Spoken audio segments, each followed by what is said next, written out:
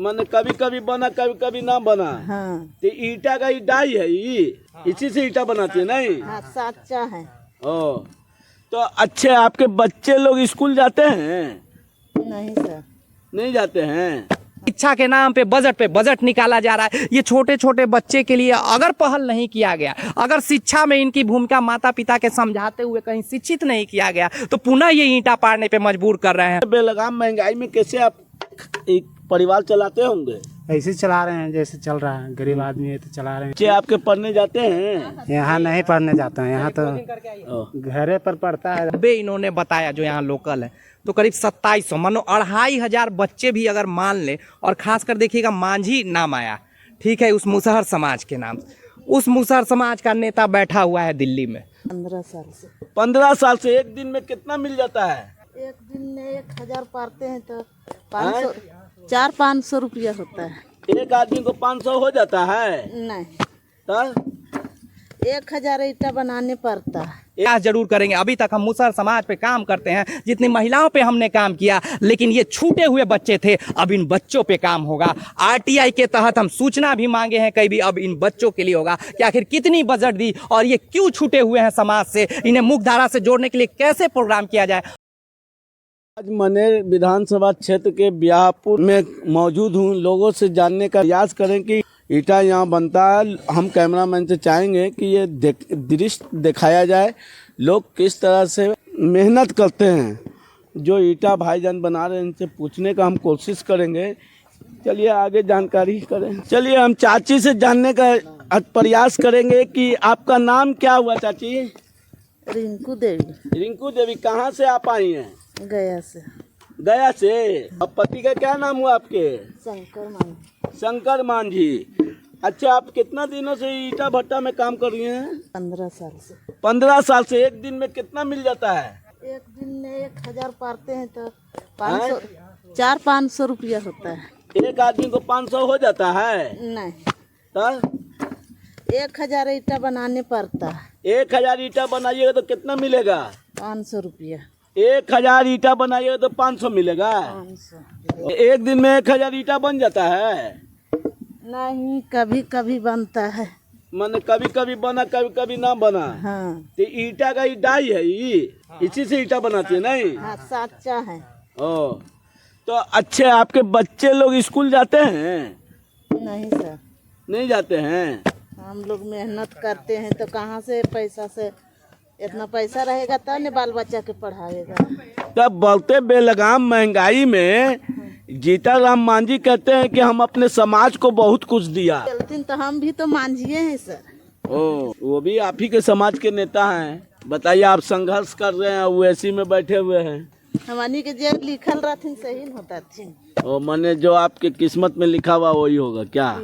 कम से कम बच्चे को शिक्षा दीजिए, यही चाहेंगे। चलिए, हम लोग तो गरीब हैं तो कहाँ से देखेंगे। तो अपने नेता से बोलिएगा ने, अब जिस जिला से आई हैं। से बोलथिन तो हमरा बैठल पैसा देथिन। ना अच्छा, इंदिरा आवास आपको मिला है गांव में? नहीं। दूसरा काम क्यों नहीं करते? ईटा ही भट्टा। दूसरा काम हम लोग ठेकेदार ही से पैसा लेके खाते हैं, फिर आते हैं। चलिए, ठेकेदार से। आपका शुभ नाम क्या हुआ सर? शंकर मांझी। शंकर मांझी, कितना दिन से ये काम कर रहे हैं आप? 10-15 साल से। 10-15 साल से। 10-15 साल से जी। एक दिन में कितना कमा लेते हैं? वही 400-500। 400-500 कमा लेते हैं ना? 2 आदमी मिलकर। 2 आदमी मिलके। अच्छा, बोलते बेलगाम महंगाई में कैसे आप एक परिवार चलाते होंगे? ऐसे चला रहे हैं जैसे चल रहा है, गरीब आदमी है तो चला रहे हैं। बच्चे आपके पढ़ने जाते हैं? यहाँ नहीं पढ़ने जाता है, यहाँ तो घरे पर पढ़ता है, जाते हैं वहाँ पर। के बच्चे हैं, के बच्ची है? 3 बच्चा है, 3 गो लड़का 1 लड़की है। 3 लड़का 1 लड़की है जी। तो हम चाहेंगे, हमारी टीम चाहती है कि बच्चे को शिक्षा दीजिए। शिक्षा से उजाला आता है, समझ गए? इस पर आप क्या बोलना चाहिए सर?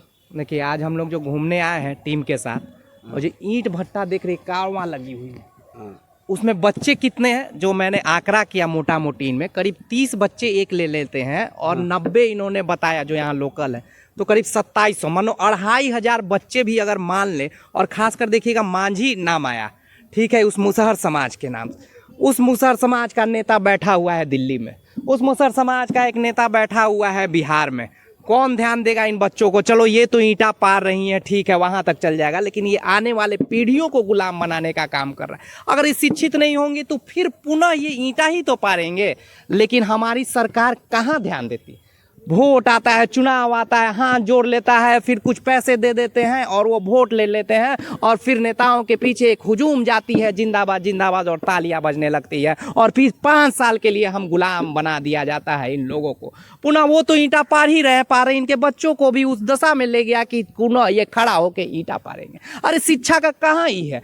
कहाँ डीओ के यहाँ छापे पड़ रहे, करोड़ों करोड़ों हो रहे हैं, और कहाँ बन रहा है? निचले पायदान पे लोगों के लिए खड़ा, इतने आप समझ लीजिए 2,500 से ज्यादा मजदूर सिर्फ इस एरिया में खड़ा किया जा रहा है। तो ये मजदूर या तो यहाँ खड़ा करेंगे या फिर बाहर जाएंगे। और शिक्षा के नाम पे बजट निकाला जा रहा है। ये छोटे छोटे बच्चे के लिए अगर पहल नहीं किया गया, अगर शिक्षा में इनकी भूमिका माता पिता के समझाते हुए कहीं शिक्षित नहीं किया गया, तो पुनः ये ईंटा पाड़ने पे मजबूर कर रहे हैं। और इसी के लिए बजट आती है, बड़ी बड़ी बजट आती है, और ये जान ही नहीं पा रहे हैं, पहचान ही नहीं पा रहे हैं कि बजट हमारा क्या है, किस कार्य के लिए है। वो तो अपना जीवन यापन कर लेंगे, उस दौर में आ गए, लेकिन ये पीढ़ियां जो हमें सामने दिखाई दे रही है, उन पीढ़ियों के लिए कौन कार्य करेगा भैया? नेता तो एसी में बैठे रहते हैं और इन्हीं के नाम पे नेता बैठे हुए हैं। 500 में वोट बेच दिए, मुर्गा पे वोट बिचा जाता है, और ये तो हमारी गरीबी का आलम है, हम करें तो क्या करें। लेकिन कुछ लोगों को निकलना होगा, सचेत होना होगा, हमें ऐसे कई ईंट भट्टों पे जाके उन्हें समझाना होगा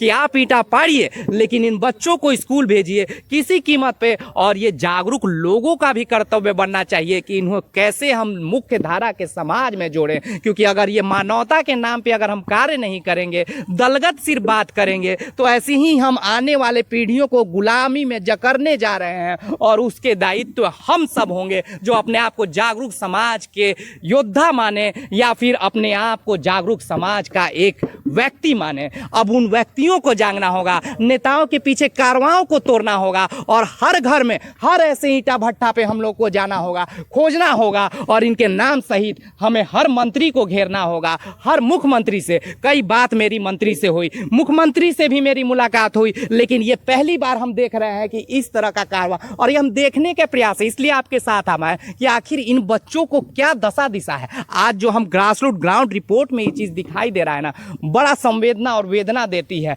हम लोग हंसी मजाक जरूर कर लेते हैं, लेकिन सोचिए इन बच्चों को, जो ये अभी हम बार बार पूछे, एक भी बच्चा पढ़ने नहीं जा रहा, हंसी ठिठोली में हम कह देते हैं अरे उनको जानो तो भैया ये कहाँ से निकले हैं, उस समाज से निकले हैं। एक तो समाज के साथ साथ उस निचले पायदान पे खड़े हैं जो तुम सोच नहीं सकते हो, और हम तो अपने कमरों में बैठ जाते हैं, घरों में रह जाते हैं। लेकिन इनकी दायित्व को पूरा करने के लिए कौन आगे आएगा? साइकिल पे 40-40 किलो ऐसे ईंटें ढोए जा रहे हैं, और इनको पैसा मिलती है तो कितनी मिलती है? इन्हें 200, 50, 100 ऐसे करके ये पैसा करते हैं, और पुनः वैसे इन्हें दब जाते हैं, अपने किसी से कैसे पैसा कर्ज लेके आते हैं, और पुनः ये कर्ज में दब जाते हैं। हम उन पीढ़ी की बात नहीं कर रहे हैं, हम आने वाली पीढ़ी को जागरूक करने की बात कर रहे हैं। और हमें सोचना विचारना होगा, इन बच्चों को एक साथ इकट्ठा करके हमें ले जाना होगा। देखिए वो छोटे छोटे बच्चे जो इस बात के लिए हैं कि हम पढ़ाई नहीं काम कर रहे हैं, आखिर कैसे जोड़ें? अब हमें कई ईंट भट्टों को जोड़ के आंकड़ा खड़ा करके पुनः हमें उस शिक्षा मंत्री से मिलना होगा,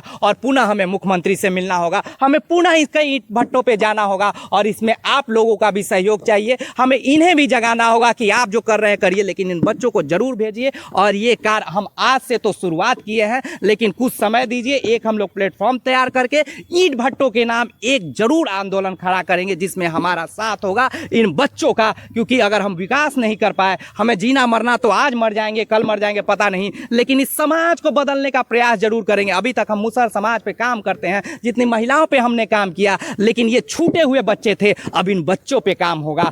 RTI के तहत हम सूचना भी मांगे हैं कई भी, अब इन बच्चों के लिए होगा कि आखिर कितनी बजट दी और ये क्यों छूटे हुए हैं समाज से, इन्हें मुख्य धारा से जोड़ने के लिए कैसे प्रोग्राम किया जाए। हमें जा के हर ईंट भट्टे पे उन माँ बाप से मिलना होगा, और इन बच्चों को ले जाकर कहीं ना कहीं पढ़ाई करवाना ही होगा। तभी हम मुख्य धारा में जोड़ेंगे, तभी हम बिहार की उन्नति ला पाएंगे। और हमारे बिहार के उन्नति तो हमारे रग रग में, किसी कीमत पे हम बिहार के उन्नति ले जाएंगे, चाहे उसके लिए हमें राजनीति के द्वेष में बच्चों को उतारना, लोगों को उतारना पड़े, या फिर सामाजिक सामाजिक संरचना में बुद्धिजीवियों को उतारना पड़े, लेकिन ये कार्य तो हम करेंगे अगर हम जीवित रहे रगों में। तो ये हमारी वेदना और संवेदना के साथ दुख भी प्रकट है और ये कार्य करने की हमारे में चेतना भी जगी हुई है। तो हम ये कार्य तो करके रहेंगे चाहे किसी भी परिस्थिति में। चलिए, आज हम मनेर के इस जगह पे थे, ईटा भट्टा बियाहपुर में, और लोगों से ये ज़्यादातर जो हमने ईटा भट्टा बनाने वाले लोगों को देखा हुआ है, सभी लोग करीब करीब दलित परिवार से जुड़े हुए हैं। और उन दलित के नेताओं से मैं पूछना चाहता हूं, हमारी टीम पूछना चाहती है, हमारे चैनल के लोग पूछना चाहते हैं कि इन दलितों के नाम पर जो राजनीति करते हैं, वो जीतन राम मांझी हो या चिराग पासवान जी हो या सुमन मांझी जी हो, ये तमाम जो दलित के अपने आप को रहबर और नेता मानते हैं, उन नेताओं से पूछना चाहते हैं, क्या आपके बाल बच्चे भी ईटा भट्टा में काम करेंगे तब आपकी नींद टूटेगी? आने वाला नस्ल आपका काम करेगा तब आपकी नींद टूटेगी? क्या हमारे बीच के ये लोग नहीं है? इनके बच्चे का, इनके माँ बाप का भी सपना होगा कि मेरा बच्चा कुछ बनेगा, पर इस बढ़ते बेलगाम महंगाई के आलम में, बढ़ते बेरोजगारी में आज अपने बच्चों को भी लोग काम पे लगा दिए हैं। यह वीडियो हमारा अच्छा लगे तो ज़्यादा से ज़्यादा सब्सक्राइब चैनल को करें, शेयर करें, लाइक करें। जय हिंद, जय